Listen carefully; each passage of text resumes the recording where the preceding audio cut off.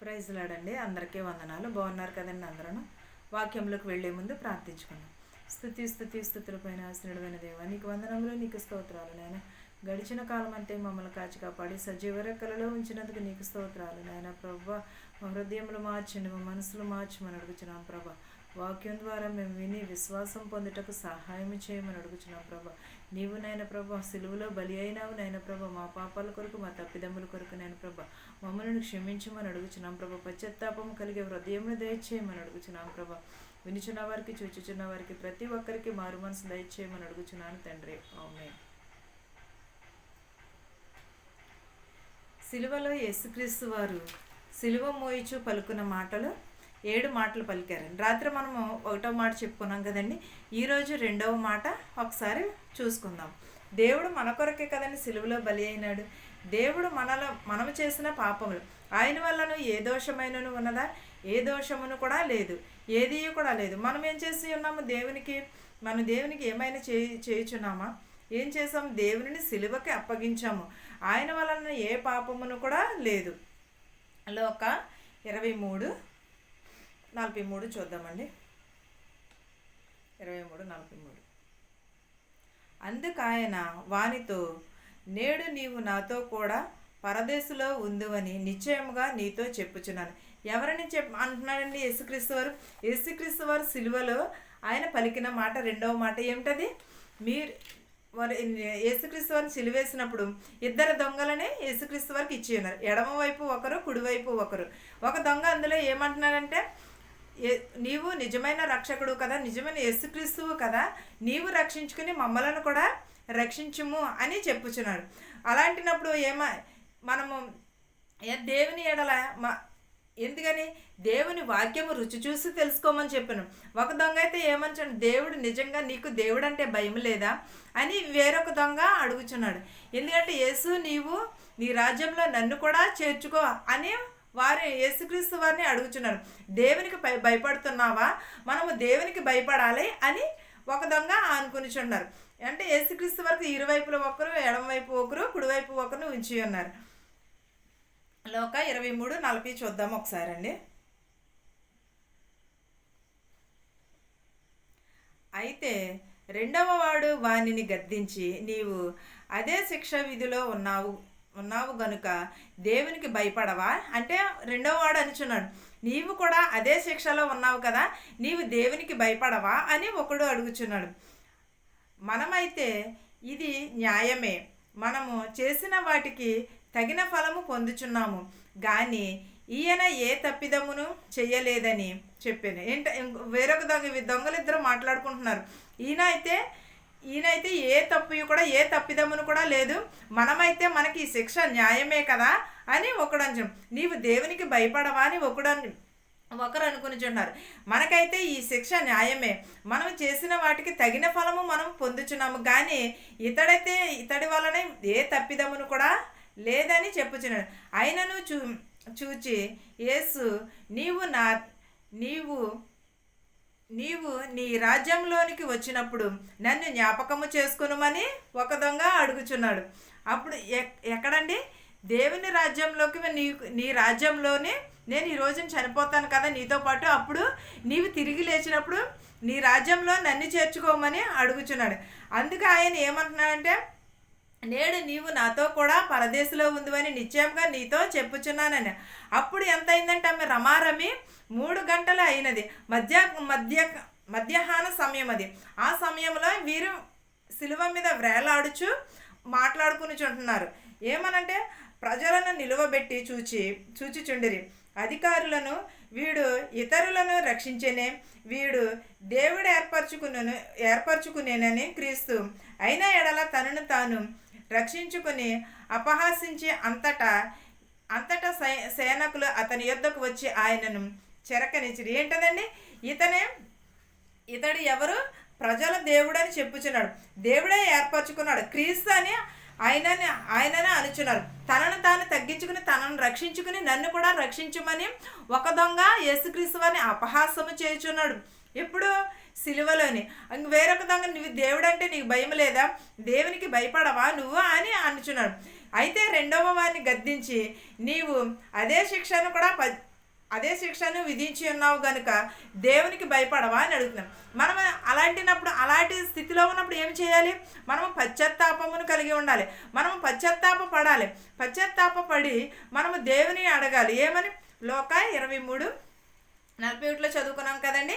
మనమైతే ఇది న్యాయమే, ఒక దొంగ నుంచున్నాడు కదా, మనమైతే ఇది న్యాయమే, మనకైతే ఇది, కానీ ఇతనికి ఇది తప్పు కాదే, మనకు చేసాం కాబట్టి మన ఎడల మన తప్పులు ఉన్నాయి కాబట్టి ఇది న్యాయము, కానీ దేవునికి ఇది న్యాయము కాదు అని చెప్పుచున్నాడు. నీవు నీ రాజ్యంలో నన్ను చేర్చుకోమని అడుగుచున్నాడు. ఎందుకంటే అతను పశ్చాత్తాప పొంది ఉన్నాడు. అతను పశ్చాత్తాప పొంది వారికి యేసుక్రీస్తుని అడుగుచున్నాడు.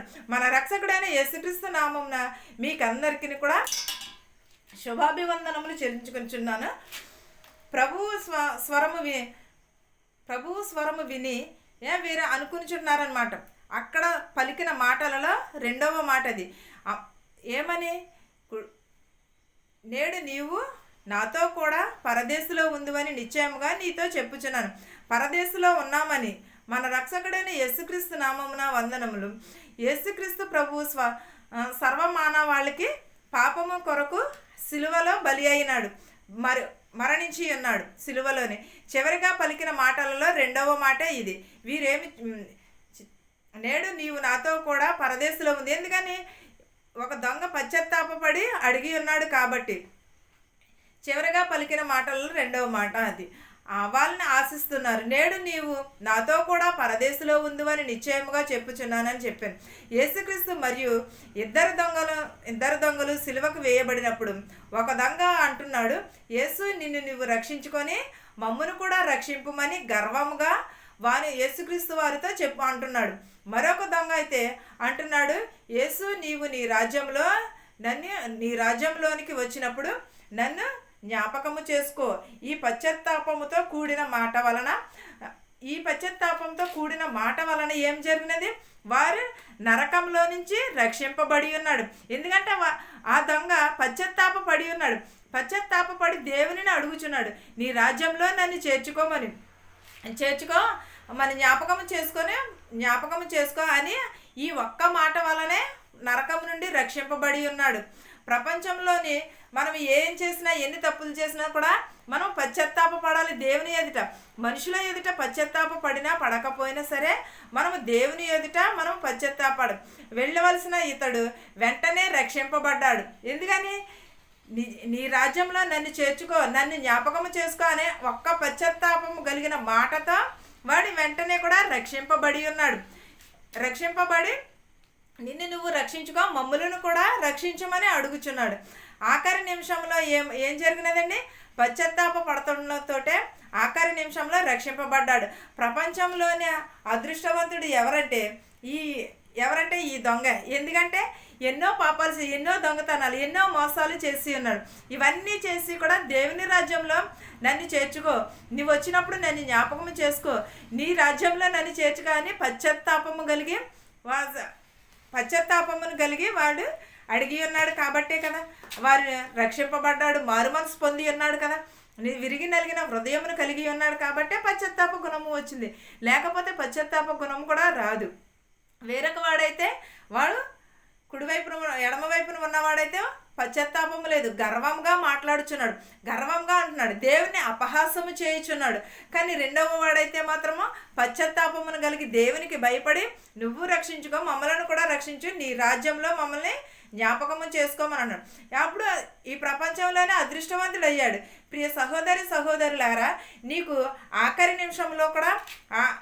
నిమిషంలో కూడా ఇదే మనకు కలిగినట్లయితే, సహోదరుడా, మనం ఎప్పుడైతే మన పాపంలోనే మనం జీవిస్తున్నామో, మన పాపంలోనే మరణిస్తామో, అప్పుడు మనం ఎక్కడికి వెళతామో? నరకంలోకి వెళతాము. ఆ నరకంలో అగ్ని ఆరదు, పురుగు చావదు, మనకి మారు మనసు కూడా ఉండదు. మనము మారు మనసును పొంది దేవుని ఎదుట మనము పశ్చాత్తాపడి మనము దేవునిని ఎరిగిన వారి వలె ఉండాలి. మనము మారు మనసు పొందకపోయిన ఎడల మనము రక్షింపబడము, మనము నరకంలోనికి వెళ్తాము. అంతేగాని రక్షింపబడితేనే మనం పరదేశులమై వెళ్తాము. ఏ స్థలములోనైనా సరే వెళ్ళాలనుకుంటున్నాం అనుకో, అది ఏం చేయాలి? ముందు నిర్ణయం తీసుకోవాలి. అది ఏ నిర్ణయము? నిజమైన రక్షకుడు యేసుక్రీస్తును మనం ఎప్పుడైతే మనం యేసుక్రీస్తు వారు దొంగ ఎలాగైతే పశ్చాత్తాపడ్డాడో అలాగే మనము కూడా పశ్చాత్తాపడి దేవుని ఎదుట మనము క్షమాపణ గుణమును కలిగి ఉండాలి. నేను కూడా ప్రతి ఒక్కరమును కూడా దేవుని ఎదుట మనము పశ్చాత్తాపడి దేవుడు నిజమైన రక్షకుడని ఎరిగి ఉండాలి. ప్రియ సహోదరులారా, ప్రతి ఒక్కరు సహోదరుడా ప్రతి ఒక్కరును కూడా మనం దేవుని ఎదుట పశ్చాత్తాప హృదయమును కలిగి ఉండాలి. విరిగి నలిగిన హృదయమును కలిగి ఉండాలి. మనం ఎప్పుడైతే విరిగి నలిగిన హృదయంతో దేవుని స్తుతిస్తామో, ఎలాగైతే దొంగ నీవు కూడా నాతో పరదేశంలో ఉంది నిశ్చయముగా చెప్పుచున్నాను, మనం అలాంటి స్వభావమును కలిగి ఉండాలి. మనం ఎప్పుడైతే మంచి స్వభావమును కలిగి ఉంటామో అప్పుడు దేవుడు మనల్ని నరకం నుండి రక్షిస్తాడు. ఆఖరి నిమిషంలో నువ్వు నన్ను జ్ఞాపకం చేసుకో అని ఆ దొంగ అడిగినందుకే కదా నరకం నుంచి కాకుండా పరలోకంలో చేరి ఉన్నాడు. మనం కూడా మన పాపాలు ఒప్పుకొని మనం నిజమైన రక్షణను ఎరిగి మనం విరిగి నలిగిన హృదయమును కలిగి దేవుని ఎదుట మన పాపములు ఒప్పుకుంటే ప్రతి ఒక్కటిని కూడా సాధ్యమవుతుంది. మనం నరకంలోనికి పంపబడేవారుగా కాదు కానీ దేవుని రాజ్యంలో చేరుకునేవారుగా ఉండాలి. మనం ఈ వాక్యమును మీకు నమ్మకును మనందరికీ తోడయ్యుండును గాక. ఆమేన్. ప్రార్థించుకుందాం. స్తుతులపైన ఆసీనుడైన దేవా, నీకు వందనములు, నీకు స్తోత్రాలు. నేను కృపగల దేవా, దయగల మా తండ్రి, సర్వోన్నతమైన స్థలములలో కొనియాడబడుచున్న దేవా, నీకు వందనాలు, నీకు స్తోత్రాలు. మా హృదయములు మార్చు, మా మనసులు మార్చమని అడుగుచున్నాం ప్రభా. విరిగి నలిగిన హృదయములు దయచేయమని అడుగుచున్నాం ప్రభా. నీటి బుడగలాంటి జీవితములు నైనా ప్రభా, మట్టివారము నైనా ప్రభా, నీవు మా కోసం సిలువలో బలి అయినావు నైనా ప్రభా. అందులోనే నైనా ప్రభా ఈరోజు నైనా ప్రభా రెండవ మాట ప్రభా జ్ఞాపకము చేసుకుని ఉన్నాం ప్రభా. నీ రాజ్యంలో మమ్మల్ని కూడా చేర్చుకోమని అడుగుచున్నాం ప్రభా. మా రుణస్థులను మేము క్షమించిన ప్రకారము మమ్మల్ని కూడా క్షమించమని అడుగుచున్నాము నైనా ప్రభా. సహోదరి ప్రేమ కలిగి జీవించే భాగ్యమును దయచేయమని అడుగుచున్నాం ప్రభా. మా శత్రువుల్ని మిత్రువుల్ని కూడా దీవించమని అడుగుచున్నాం ప్రభా. ధనుకులనేమి భేదాలనేమి దీవించమని అడుగుచున్నాం ప్రభా. నీకు వందనములు, నీకు స్తోత్రాలు నాయనా ప్రభా. ఏ పాటి జీవితాలు నాయన ప్రభా, ఏ పాటి నాయన ప్రభా నీటి బుడగ లాంటి జీవితములు నాయన ప్రభా, మేము పాప జీవితములు విడిచిపెట్టి నిన్ను ప్రభా రక్షణను చేతబుచ్చుకునే హృదయమును దయచేయమని అడుగుచున్నాం ప్రభా. ఇంకను నీ సేవలోని ప్రభా నీలోని ఎదుగుటకు సహాయము చేయమని అడుగుచున్నాను నాయన ప్రభా. ప్రతి ఒక్కరిని ప్రభ దీవించమని అడుగుచున్నాం ప్రభా. యవనస్తుల్ని, యవనరాలని, బాలికలని, బాలింతలని, చెడ్డబిడతలని కూడా దీవించమని అడుగుచున్నాం ప్రభా. ఆపరేషన్ చేయించుకుని ఉన్నారు ప్రభా, వారి కూడా ప్రభా గాయములను మొట్టమని అడుగుచున్నాం ప్రభా. చెడ్డబిడతలను దీవించమని అడుగుచున్నాం ప్రభా. గర్భిణీ స్త్రీలకు సిలువని కనుపు దయచేయమని అడుగుచున్నాం ప్రభా. పిల్లలు లేని వారికి పిల్లలు దయచేయమని అడుగుచున్నాను నాయన ప్రభా. నేను ఉద్యోగం లేక చాలామంది బాధపడుచున్నారు ప్రభా, వారు ఉద్యోగములు దయచేయమని అడుగుచున్నాను ప్రభా. అనేక మంది అనేక అవసరతలతో ప్రభా ఎదురు చూస్తున్నారు ప్రభా నీ సాయం కోసం నేను ప్రభా. వారి అవసరతలు తీర్చు, వారి అక్కరలు తీర్చమని అడుగుచున్నాను ప్రభా. ప్రతి ఒక్కరిని ప్రభ దీవించమని ఆశీర్వదించమని అడుగుచున్నాను ప్రభా. నేను ప్రభ నీకే స్తోత్రాలు గానము చేయించున్నాను ప్రభా. ఇతర దేశంలో ప్రభ పని చేసుకుని చుండగా శక్తిని బలమును దయచేయమని అడుగుచున్నాను ప్రభా. వెలుచున్న వారిని వచ్చుచున్న వారికి ప్రభా మారు మనసును దయచేయమని అడుగుచున్నాను నాయన ప్రభా. విరిగి నలిగిన హృదయమును దయచేయమని అడుగుచున్నాను నాయన ప్రభా. మెడికల్కి వెలుచుండగా మెడికల్లో పాస్ అయ్యడానికి సహాయం చేయమని అడుగుచున్నాను నాయన ప్రభా. మెడికల్ అంతట్లో తోడు నీడగా ఉండమని అడుగుచున్నాను నాయన ప్రభా. మెడికల్లో పాస్ అయ్యడానికి సహాయం చేయమని అడుగుచున్నాను ప్రభా. ఉద్యోగాలు చేసుకుంటున్న వారు ప్రభా, చదువుకున్న బిడ్డలు రాకపోకలు ఎందు మీరే ఉండమని అడుగుచున్నాను ప్రభా. తల్లిదండ్రులకి విధేయత కలిగి జీవించే భాగ్యమును దయచేయమని అడుగుచున్నాను ప్రభా. ఎంతో మంది నాయన ప్రభా ప్రార్థనలు కోరి ఉన్నారు ప్రభా. వారి అక్కరలు తీర్చు, వారి అవసరతలు తీర్చమని అడుగుచున్నాను నాయన ప్రభా. వారిని బాగు చేయమని అడుగుచున్నాను ప్రభా. వారిని స్వస్థపరచమని అడుగుచున్నాను ప్రభా. వారి కుటుంబాలలో మనశ్శాంతిని దయచేయమని అడుగుచున్నాను ప్రభా. వారి హృదయంలో కలవరలను తీసివేయమని అడుగుచున్నాను నాయన ప్రభా. నేను ప్రతి ఒక్కరిని ప్రభా పేరు పేరు దీవించమని అడుగుచున్నాం ప్రభా. మా సంఘాలని, మా దేశాలని దీవించమని అడుగుచున్నాం ప్రభా.